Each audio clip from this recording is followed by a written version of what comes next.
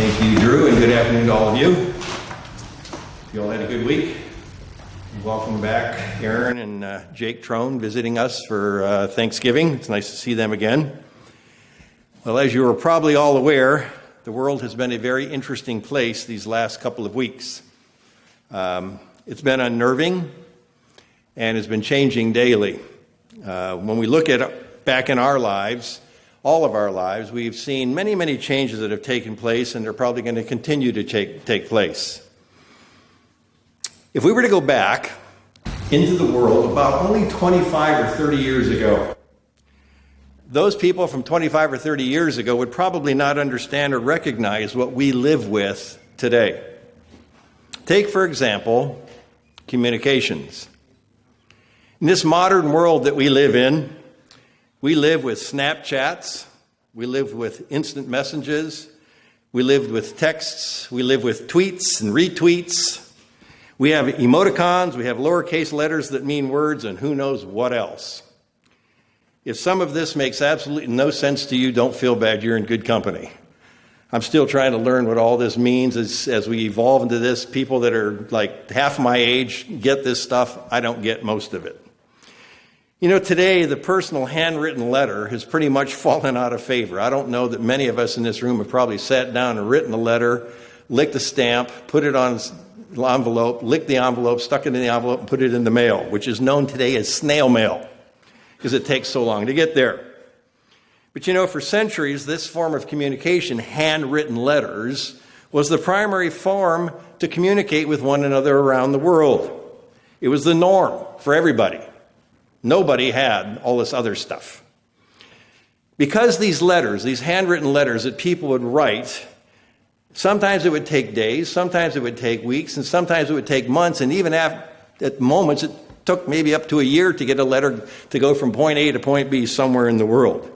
And because of this, people knew time would pass between the time they wrote the letter and the time the recipient would receive the letter. So they took a lot of effort. They made a lot of conscious decisions. They really put their heart and being into what they were writing because they knew there was no way to correct it once it was sent. What they put down on paper is what the recipient would get. It's what the recipient would receive. It's what the recipient would understand. There was no do-overs. There was no edits. There was no changing. Once the letter was sent, it was gone. It would convey what the author had put down on paper. And that alone. Turn with me, if you would, to the book of Hebrews, chapter 11. Hebrews, chapter 11. Sermonette that Dirk gave last week prompted this sermon this week because he made a couple of comments during the sermonette that I thought, this would be worth looking into deeper. When you think about it, with the exception of the four Gospels and the book of Acts, that is what quite a bit of the New Testament actually is. It's a series of well-written letters. Letters that were written to either individuals or letters that were written to churches, groups of people. When we look at it and we analyze it, the apostles who wrote these letters had one primary motive in their minds and in their hearts. They were trying to communicate the truth. Whatever it was they felt needed to be communicated, they put it down on paper, if you will, or papyrus or whatever it is that they used to write on back then, and they put their heart into it. They really thought about what they were saying because they knew there could be misinterpretations by people reading what they were putting down. And more importantly, they were also concerned about how that truth would be applied to the lives of those who read the letter. Many of these letters, which today are known as epistles, had a two-part approach to them if you look at most, if not all of them, and analyze them. Part one was they would put forth some concept of Christian doctrine. They would elaborate on it. They would discuss it. They would detail it. They would explain it. Maybe the explanation came directly from Jesus Christ if Paul was writing it. Maybe it came from some other source if one of the other apostles were writing it. But they would try to put down a concept of Christian doctrine to begin with. And point number two in the epistle, and you can go through all the epistles and you'll find this theme pretty much holds up in almost all of them. Secondarily, there would be an exhortation about how to apply that doctrinal principle in the lives of the recipients. Almost every single epistle is like that. When we look at the book of Hebrews, we can also see this two-part delineation, proposing a doctrinal principle and then proposing how that principle can be applied to people's lives. When we look at chapters 1 through 10 of the book of Hebrews, we can see clearly that they discuss the doctrinal supremacy of Jesus Christ. All 10 chapters basically address that point and that issue. But in chapters 11, 12, and 13, we can see a turn where the author, whom I believe was the Apostle Paul, turns the attention now from the doctrinal principle, which was the supremacy of Jesus Christ, to the readers themselves. He wants the readers to now take the premises that he set forth, and he wants the readers to understand what that premise has to do with them and their lives. Maybe as they were writing it, they were asking the question, like I believe Paul was, what should your life look like in the context of what we just read about who Jesus Christ is and what he did for us in our lives?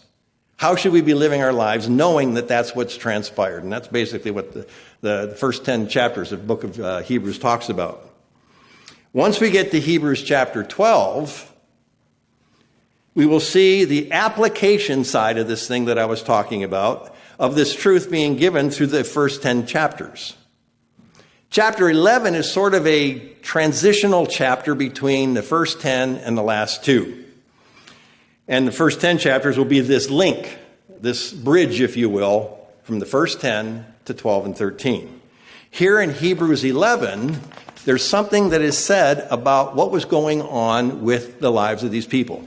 In Hebrews 11, verses 1 through 31, which we have read many, many times, Paul describes and gives descriptions about many individuals throughout history who have exemplified the concept of faith.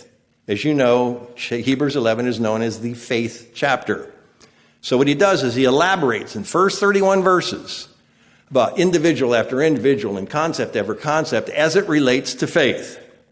Let's take a peek at what they were able to accomplish, these individuals that he was talking about. Let's take a peek at what they were able to accomplish as a result of their faith-related relationship with God and Jesus Christ. Let's pick it up today in Hebrews 11, beginning in verse 32. Hebrews 11, verse 32. And what more shall I say, Paul asks, as he's elaborated on all these other individuals' life, for the time would fail me to go on and tell you more about Gideon and Barak and Samson and Jephthah, also of David and Samuel and the prophets. He said, I could go on and on and on and on, but I don't need to do that. I've already given you a good sampling of what these individuals are like. Then let's look at what was accomplished by these individuals through their faith. Verse 33, these individuals, who through faith subdued kingdoms, who through faith worked righteousness, who through faith obtained promises because of this faith relationship that they developed with God. Things started happening. They stopped the mouths of lions through faith. They quenched the violence of fire with faith. They escaped the edge of the sword. Out of weakness, they were made strong through faith. They became valiant in battle against insurmountable odds at times because of their faith. Turned flight of the armies of the aliens. They actually caused individuals who were swarming them to turn around and go the other direction. I think of Gideon. It's just a phenomenal story, Gideon's army. And one of those things is it's like you can't help but weave that into sermons on an ongoing basis because it's such a powerful story. This is all quite impressive of and by itself. I think you would all agree.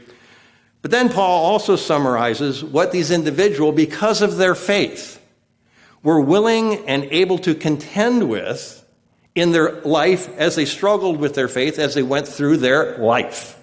Just like you and me and everybody else struggles with life. Listen to what they were able to accomplish because of their faith. Verse 35. Women received their dead raised to life again. Others were tortured, not accepting deliverance, that they might obtain a better resurrection. They were willing to go ahead and die because they knew there was a better resurrection coming for them. Still others had trial of mockings and scourgings, yes, and of chains and imprisonment. Some were stoned. Some were sawn in two. They were able to take it. They were able to handle it, and they were able to do it because of their faith. They were tempted. They were slain by the sword. They wandered around in sheepskins and goatskins, being destitute, afflicted, tormented. You know, you can read those passages that I just read, those 2 or 3 verses, and you can think, oh man, that's just horrible, horrible, horrible, horrible. God's pointing out that it's wonderful that these individuals had developed such a relationship with Him that they were capable of stepping forward and allowing things like that to happen to them, and they didn't come apart at the seams. They didn't lose their faith. They didn't turn down another path to make life easier. They kept moving forward because they knew that promise that was made to them was real. They knew that that commitment that God and Jesus Christ had made to them was real. They knew that it was going to be accomplished. And they had so deeply implanted in their mind and in their visionary process that the only thing they would see probably is when they were going through these horrible, horrible things was the glory of what's coming in the future. Because they had developed such a deep, rooted relationship of faith with God and with Jesus Christ. And then he goes on in verse 38 and he makes an interesting comment. He says, of whom the world is not worthy. What's he saying there? He said, you know what? These individuals, when they've established that kind of faith, that kind of relationship with God and Jesus Christ, they've learned of the supremacy of Jesus Christ. They know who He is in their life.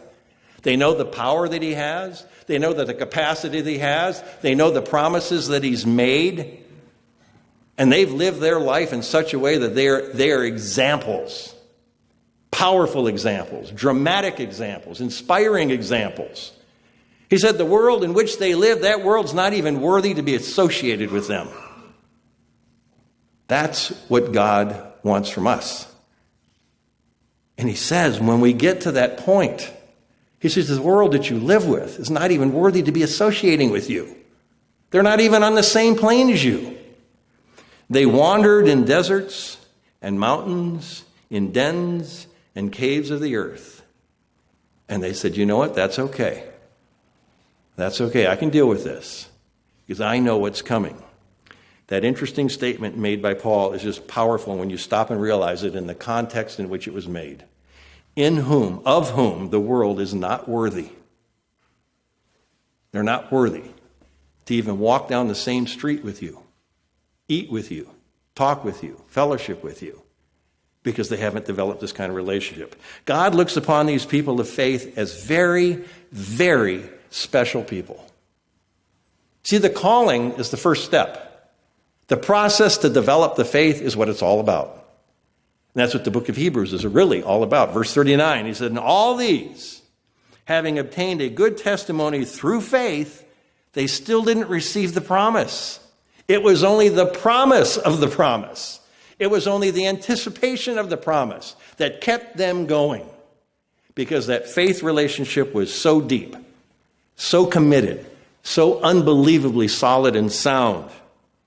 Then we have this almost unbelievable statement about us. Verse 40.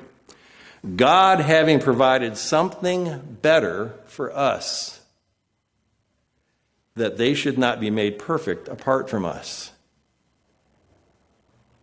God's trying to tell us here that all these examples of faith that we just read about in Hebrews 11, because they developed that relationship with Jesus Christ, they're being blessed. God's got them on pedestals. God's using them as examples for us. He says, but you know what? There's something actually better for you.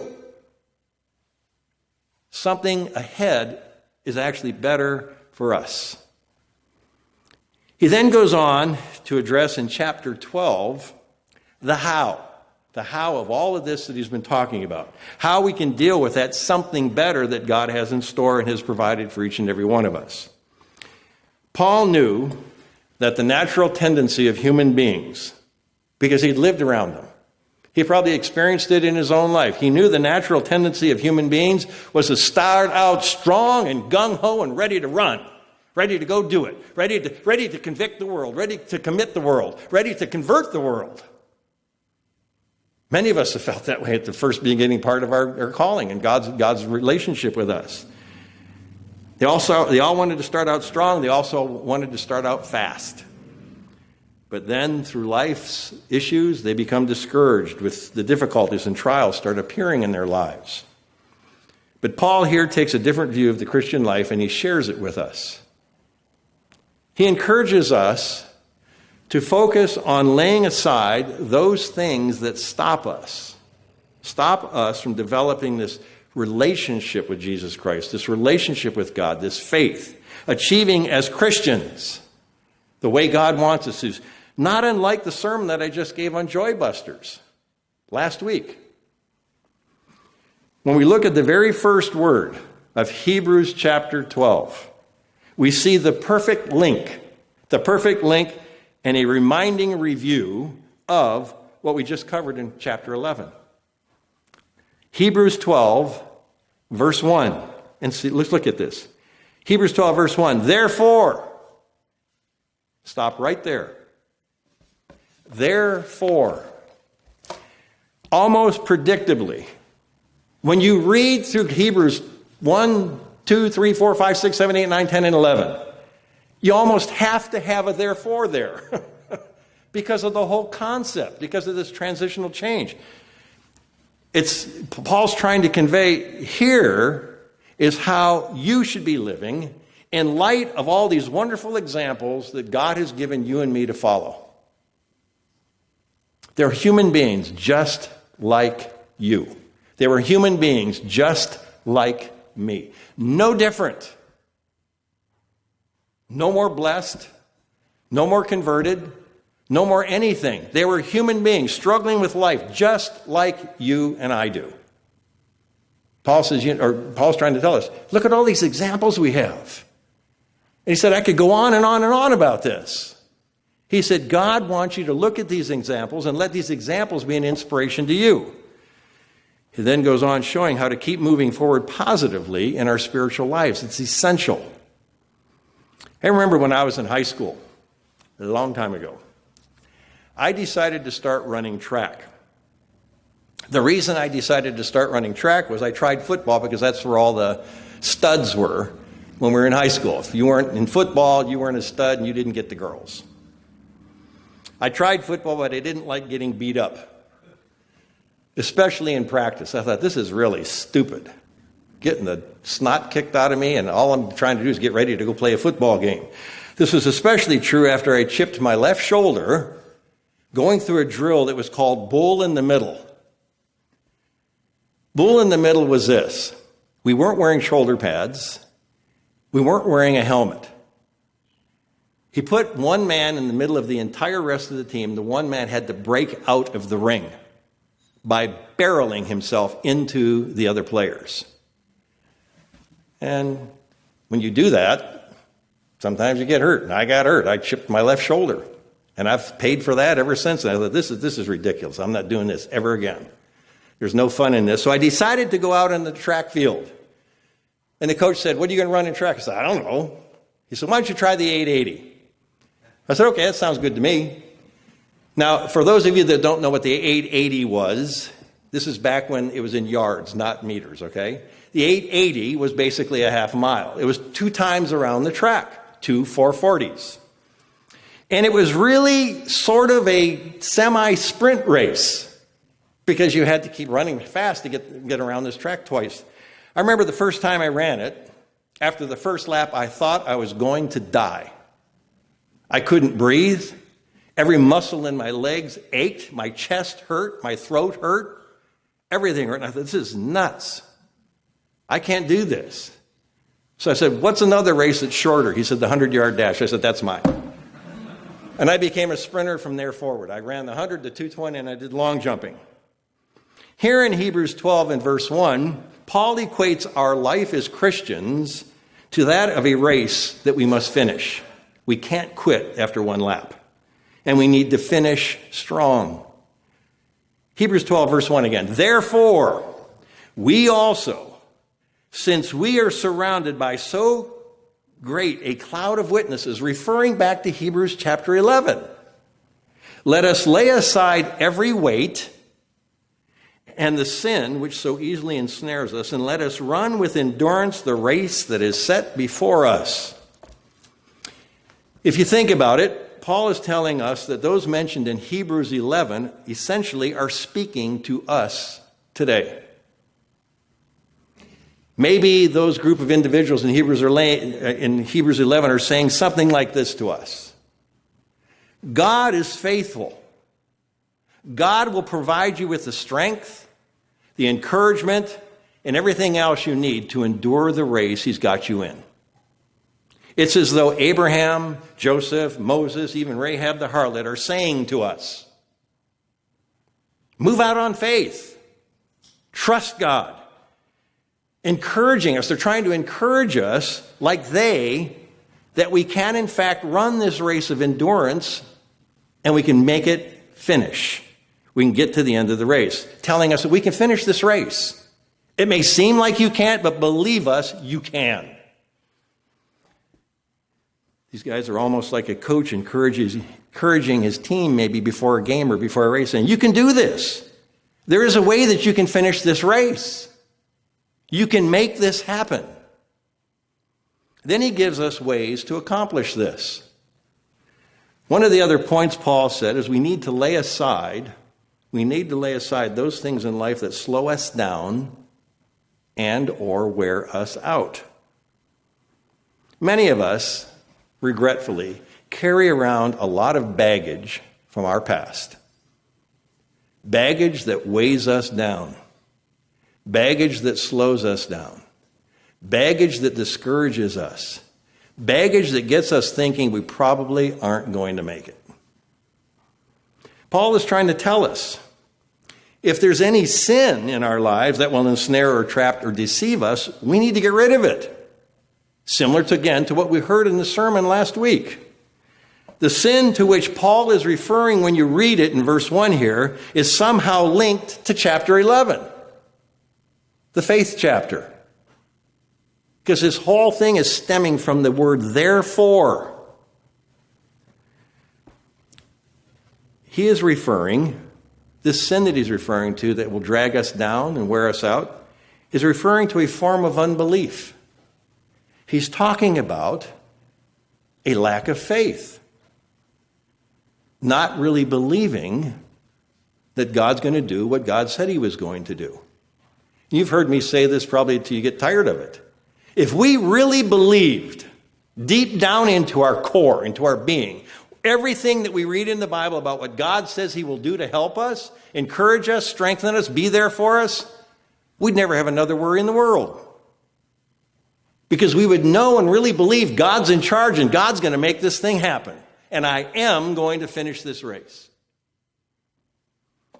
When you also look at the word race in verse 1, it reflects the Greek word of race, and that word is agon, A-G-O-N. This is the root word from which we get the word agony. Isn't it interesting? The word used for race in Hebrews 12 and verse 1 is the word agon, indicating this race is going to be a race of agony. It's going to be hard. But we can finish the race. This is acknowledged as a difficult, agonizing at times, the race that we are involved in. We all see it, we all feel it, and we all know it. It's not hard to come to that conclusion. This Christian life is also a long-distance race. It's not a sprint. And it requires commitment to keep training so that we can finish the race. Not like me when I tried to run the 880 and gave up after the first race. I never ran another 880 in my life.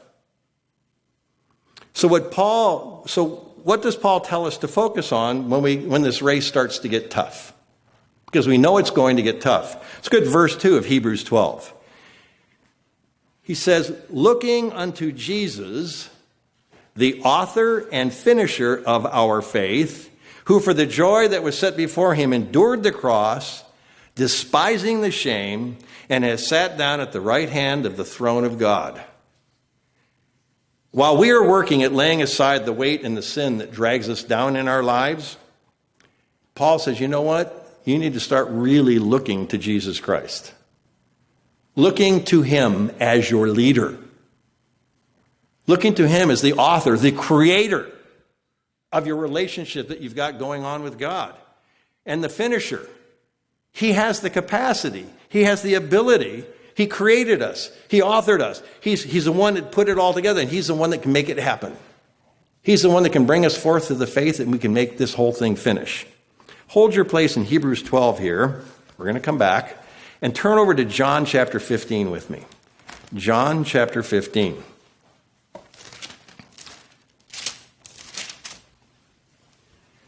As we saw in Hebrews 11, and as Paul pointed out, we have a great cloud of witnesses encouraging us from the rear, if you will. They're behind us. And then we've got Jesus Christ out in front, leading the way, taking the charge and saying, come on, guys, follow me.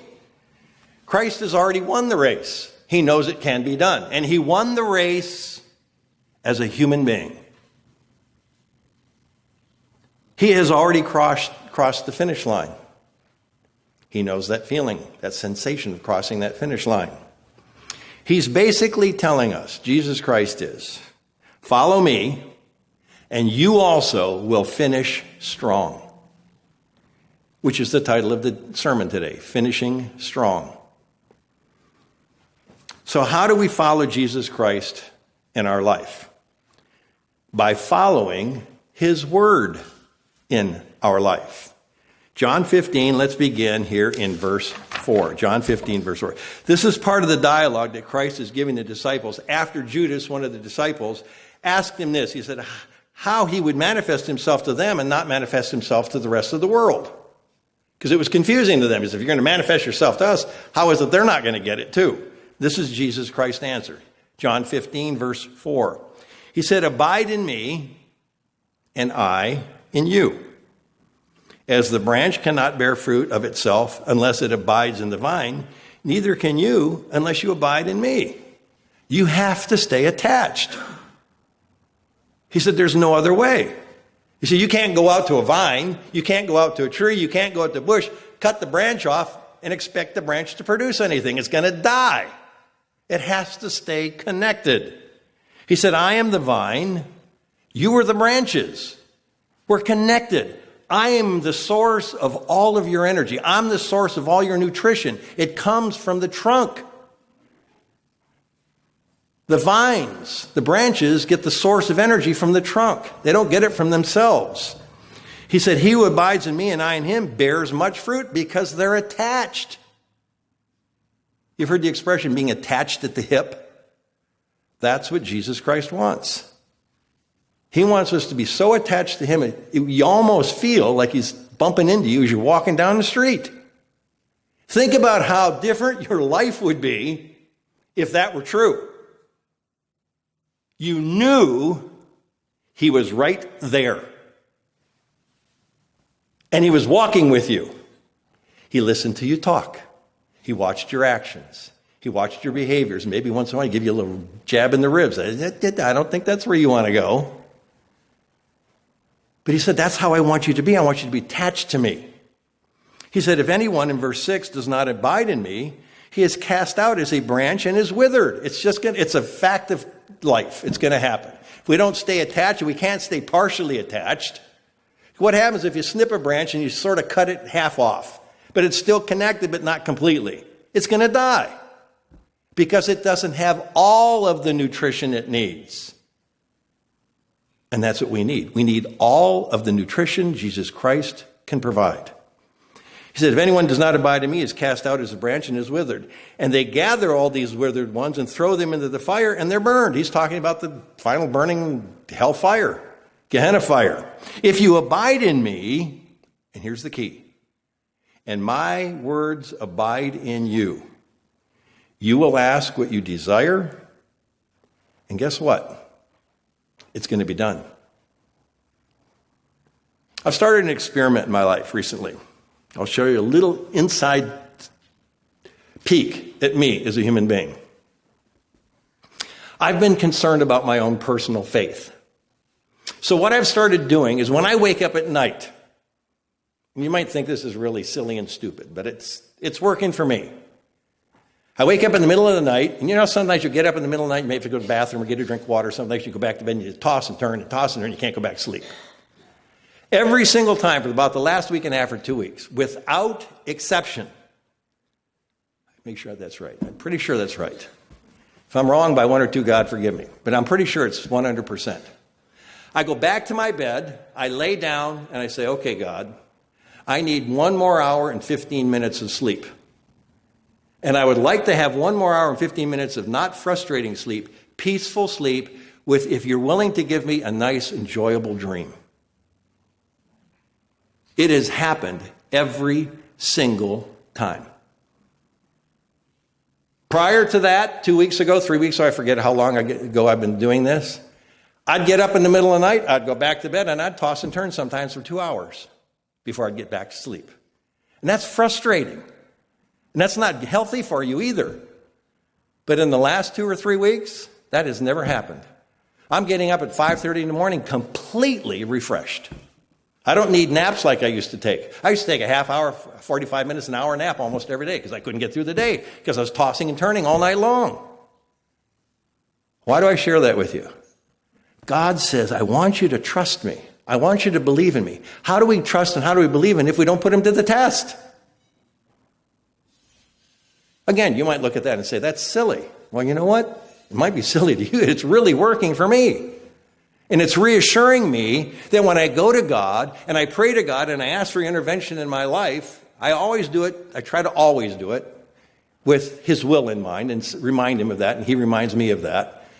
And I said, if it's not against your will or whatever, I said, I'd really like to have this happen.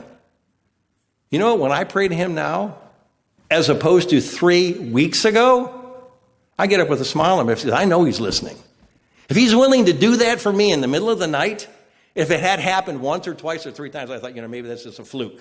Maybe the first night. It's happened every single night. And sometimes twice a night. I remember one morning I woke up, it was 4 o'clock, and I thought, I need to sleep at least till 5:30. I said, God, I need 90 more minutes. I said, give me peaceful sleep. I woke up at 5:31. He gave me an extra minute. Maybe it took me a minute to get to sleep. I don't know. But Jesus Christ will say, if you abide in me and my words abide in you, you will ask what you desire, and it's going to be done for you. It's real. Really real. By this, my Father is glorified when this kind of relationship starts to develop, that you bear much fruit, so then you will be my disciples. Everything changes. Everything changes when we really believe God. Everything. Every aspect of your being, every aspect of your life changes. Because you know he's listening and you know something is going to happen. It would not be honest of us if we claim to be Christians and followers of Jesus Christ, as I believe everybody in this room is, and that if we say we love Jesus Christ, if we are not relying on him and letting his words take root in us. He said, let my words become a part of you. That means all of those promises that we start really believing. This means for each and every one of us probably more prayer time with him and our Father in heaven. More study of his word, more applying it in our lives, consciously trying to apply it in our lives and asking for him to increase our faith. But in verse 2 of Hebrews 12, Paul also mentioned joy again, which we talked about in the most recent sermon. Let's reread it here in verse 2. Looking unto Jesus Christ, the author and finisher of our faith, who for the joy that was set before him endured the cross, despising the shame, and has sat down at the right hand of the throne of God. We would not normally associate joy with pain and suffering, as is mentioned here in Hebrews 12, verse 2. But it did for Christ as he was crucified. Again, hold your place in Hebrews 12 and go over a few pages back to Hebrews 2. Hebrews chapter 2, just a few pages back.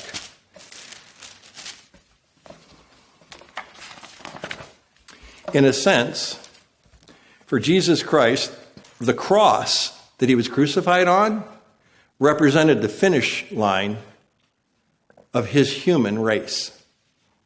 It was the end of the race. He knew that. His fulfillment of what God the Father had asked him to do for you and me, and for the human race, all of mankind. Christ kept his eyes on that finish line. And he endured the pain and the agony of his crucifixion and everything that led up to it on that cross because he saw that as crossing the finish line. He knew it was over. He knew he had won the race. But what did he see on the other side of the cross, if you will, that brought him joy? He said it brought him joy to sit there and suffer on that cross. We just read it. The answer is here in Hebrews 2. Look at Hebrews 2. Let's begin in verse 9. Hebrews 2, verse 9. But we see Jesus, who is made a little lower than the angels for the suffering of death, crowned with glory and honor, that he, by the grace of God, might taste death for everyone. Again, summarizing Jesus' relationship with us. And here's our answer in verse 10. For it was fitting for him, for whom are all things, and by whom are all things, in bringing many sons to glory, to make the captain of their salvation perfect through sufferings. He saw you and me making it into God's kingdom. That's what Jesus Christ saw as joy. He envisioned in his mind, if I do this, if I die on this cross, if I go through all this agony, every person out there and every person that I've not even seen yet, that's not been born yet, every person that was born prior to them, every single human being will be given the opportunity to march into the kingdom of God. And Jesus Christ said, that's worth it to me. I'm going to do this. I'm going to accomplish this. I'm going to finish the race. It's almost that internally he was almost smiling, knowing that what he was doing was leading to mankind being able to make it into God's kingdom. To make the captain of their salvation perfect through sufferings, it says. Jesus Christ knew that if he suffered that pain, died there on that cross, one, he would see you and me make it into God's kingdom. And two, he would become the perfect leader through that suffering. He saw us making it into God's kingdom. Just like we read about the joy of Paul and the people, knowing that the people were making the progress. That brought joy to Paul's spirit, Paul's heart. Go over to Galatians 2 real quick. Galatians chapter 2. Galatians, just a few more pages back. I think I referred to this passage in Galatians 2 recently in that sermon that I gave on Joy Busters. If you can go back to the moment that you were baptized and recall it baptism, we were in a sense, and we were probably told, if not referenced to, we were crucified with Christ. That's the concept that is being brought out in the Bible. And he is the one who is now living in our lives. He's the one that lives in us. That's the whole concept of baptism. Allowing yourself to be crucified with him, burying the old self, coming out knowing that he, Jesus Christ, is living in us. All that power, all that energy, all that capacity is there for us to tap into. He bought us with his life. He owns us. Christ knew that we now have the power living in us, the power of the Holy Spirit. He knows it's there.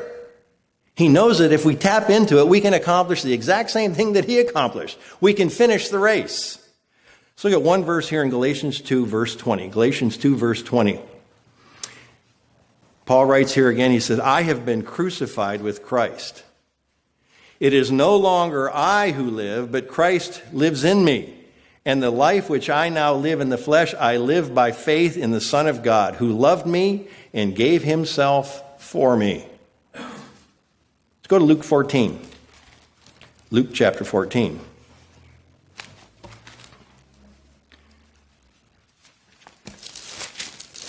Luke 14.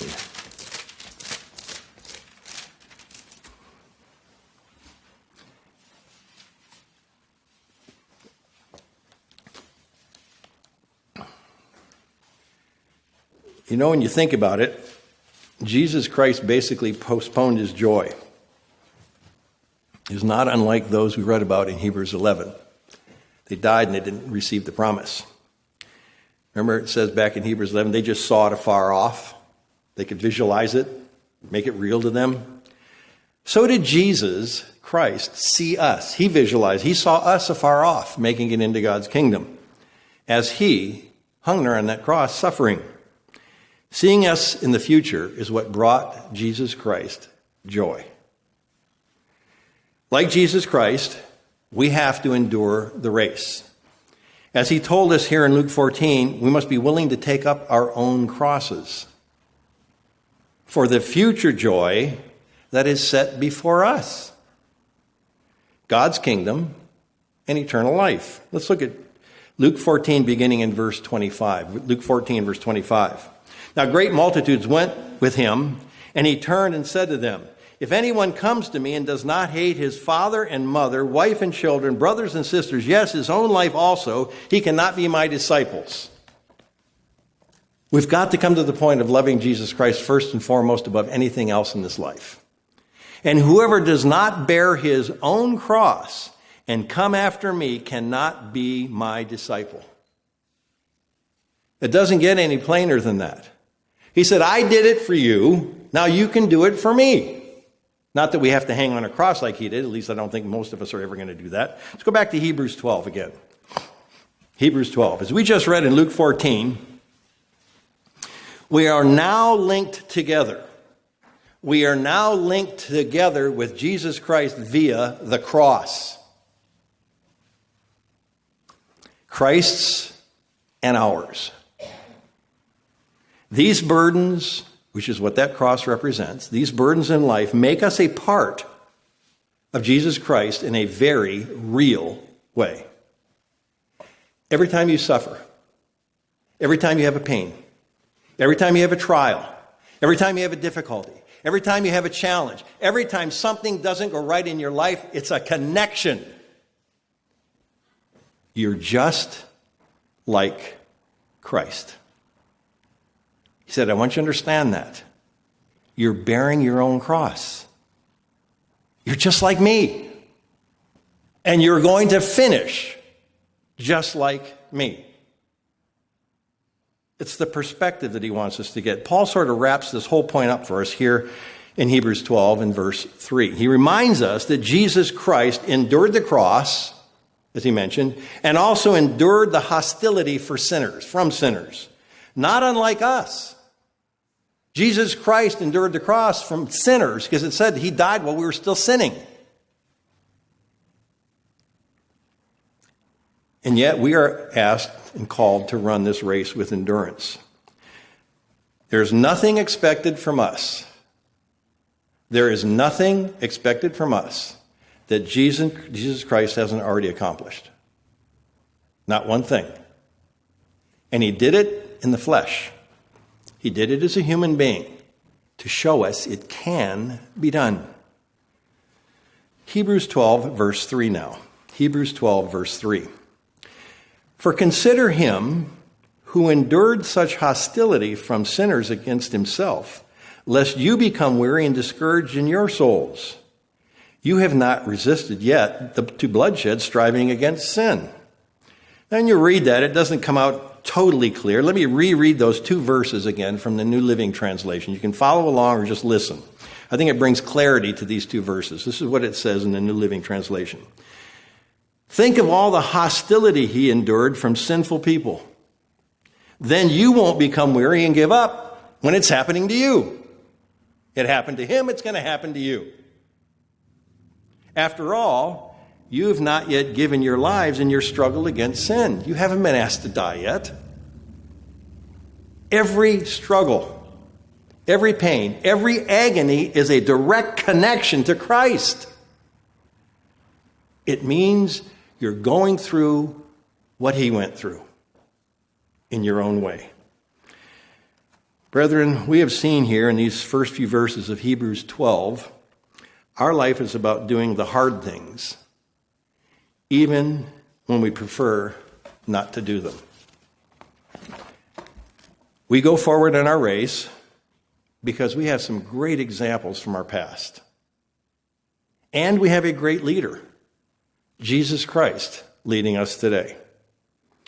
Paul has been trying to use Jesus Christ on the heels of our biblical ancestry, as described in Hebrews 11, to encourage us to finish strong. Keep moving forward in this race of life. Christ doesn't want us to become weary and give up. He said, when you can't do it, I'll take care of it. When you physically can't do it, I will take care of it. When you spiritually can't do it, I will take care of it. I will step in where you need help, every single step of the way. He wants us to run with commitment. He wants us to run with endurance. And we've been just reminded that the joy of crossing the finish line is worth it. Paul's trying to convey it. Jesus Christ is trying to convey it. And all of those examples of Hebrews 11 were trying to convey that. Jesus Christ led the way and is telling us, follow me and finish strong. Have a great Sabbath.